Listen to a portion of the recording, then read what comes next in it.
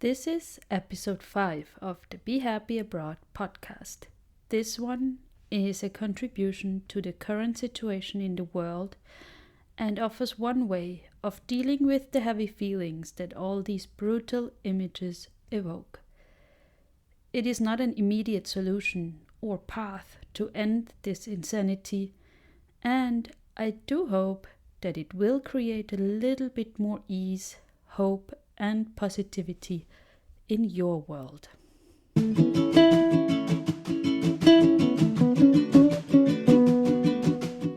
Hello and a warm welcome to Be Happy Abroad, how to live a fulfilling and meaningful life as an international. My name is Franziska Luxoy and I'm your host. Each week we explore proven strategies and insights to help you adapt, connect and thrive abroad, no matter where in the world you are. Make sure to subscribe on your favorite platform so you don't miss out. And without further ado, let's dive right in.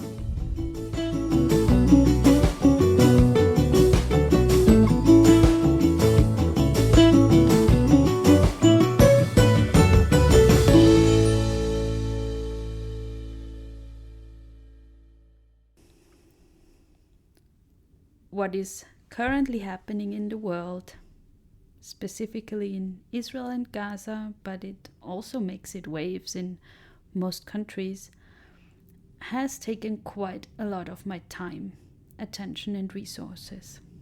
Like for many of you probably, if you're checking any kind of media. Seeing these images of destruction, suffering, death, makes me repeatedly feel physically sick and nauseous. I have a very hard time comprehending this extreme level of inhumanity. And in the past, this would have left me paralyzed. And also this time, it took some time for me to distill how I could contribute one small thing to the conversation. And it feels very much out of my comfort zone to speak publicly about it, to share my thoughts and perspectives, because who am I to speak up, to offer a small way of consolation? In preparing this episode, all kinds of thoughts came up about this, about how I am privileged in my safe home, in a safe country, far away from everything that is happening. So maybe I should rather not speak about it. But then I'm also thinking, who am I not to? Because every voice counts. And now I have this podcast and it feels truly wrong to me to just share another random piece of content without also sharing what is really going on in my mind and heart and offer something that is related to this context. And I'm sure many of you can relate to these feelings, confusing feelings, because for many of us, this is where we are at, in our safe homes, safe environments, witnessing images from other parts of the world that are hard to digest.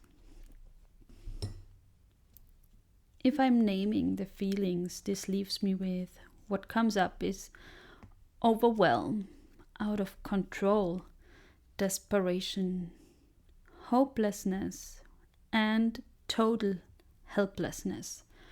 The specific words and feelings that each of us put to this will vary, but I sense a common theme would be this empowerment.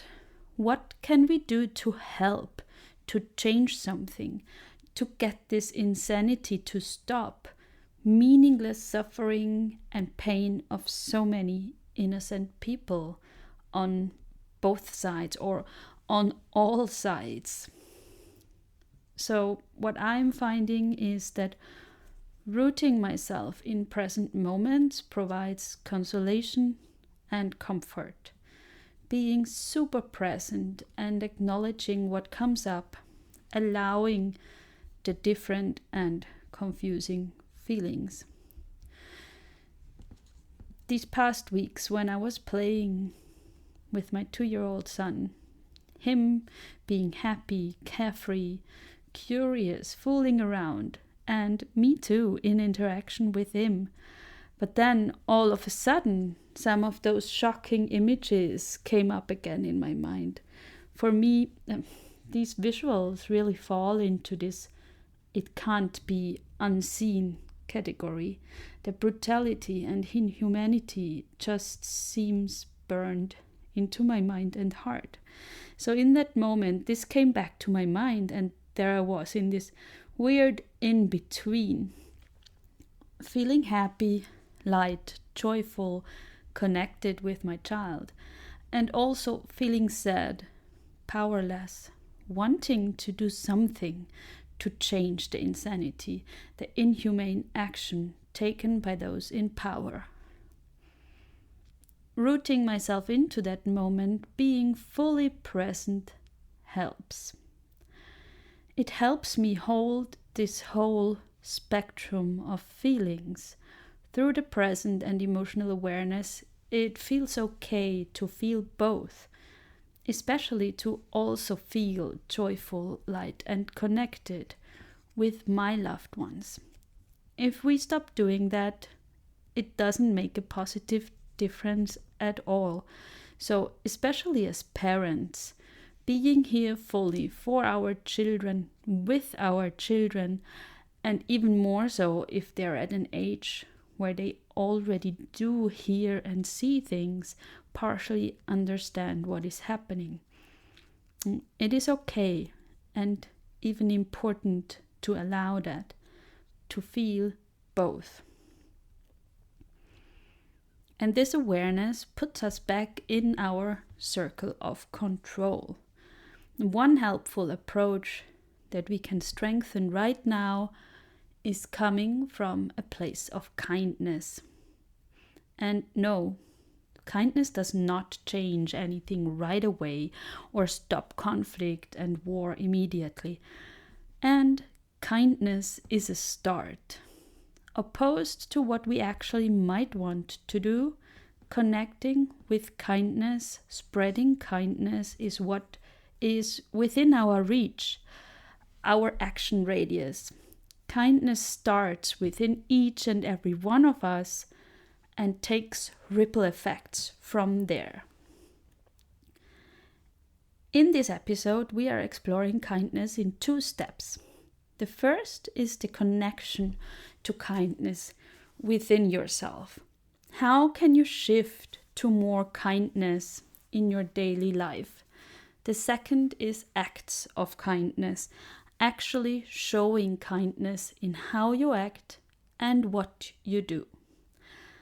Let's dive into that first part, actually that bigger part, because it helps you connect with kindness within yourself. The approach I'm offering here is a loving kindness meditation. It is a specific type of meditation that has its origin in Buddhism and is also called metta or maitre in different traditions. At the heart of it is, as the name suggests, loving kindness or benevolence. It is a practice that seeks to develop unconditional love and goodwill towards all beings, including and starting with yourself. Meditation, and specifically this loving kindness meditation, is a way of warming up to connecting more with others, and it increases our natural tendency to be more other-focused than self-focused. Diverse scientific studies have also shown a number of benefits. Some of the benefits are, and this list is not all of them, there are more, but I've picked a few that I consider most relevant here in this context. Loving kindness meditation is a self-care technique that enhances well-being and reduces stress. It increases your capacity for forgiveness, connection to others, and self-acceptance. Loving kindness meditation can improve resilience and prevent burnout. It's a source of strength that helps manage conflict better and take things less personally. And loving kindness meditation can enhance the activation of brain areas involved in emotional processing and empathy, boosting positivity and reducing negativity. And here is maybe the most important, given the overall background of this episode. It promotes forgiveness and inner peace. In one part of the meditation, you are directing your loving kindness towards difficult people in your life. And by doing so, it can boost feelings of forgiveness and help you let go of rumination, leading to an increased sense of inner peace. Sounds like a magic solution? It is not. It does take practice and effort. And it has a definite effect given practice and effort. So, what is special or what characterizes loving kindness meditation specifically? While some meditation practices focus on breath and bringing your attention to your breath and always back to your breath when your mind wanders, loving kindness meditation focuses on 4 specific wishes that you iterate, starting with yourself and expanding it to other beings. The wishes revolve around being safe, happy, healthy, and living with ease. And it is also important to mention, it is not about simply repeating the phrases, it is mostly about feeling it. Connect to a warm, loving feeling that these phrases should evoke. You will find an actual meditation that you can try out and ideally start practicing daily in the bonus episode published at the same time as this episode.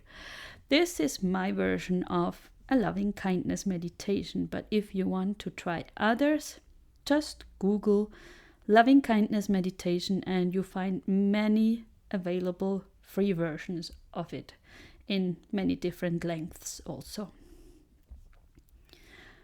Either way, if you're listening to this, I want to encourage you to give it a sincere try, maybe for a few days or a week or even longer, and observe what difference it makes, or if it makes a difference to you. The goal in repeating the wishes in the meditation is obviously not to change others. So if you say, may you feel safe, and extend it to all human beings, no, of course it doesn't mean this is happening right here and now. The purpose of meditation is to change you, your state of mind, how you connect, how you show up in daily life. So the showing up is the cue that brings me to the second part, the acts of kindness. This is where your kindness truly makes a difference for others and also for yourself. There is empirical evidence that kindness actually makes us happier. So if you give to others, you actually experience more happiness and feel more socially connected.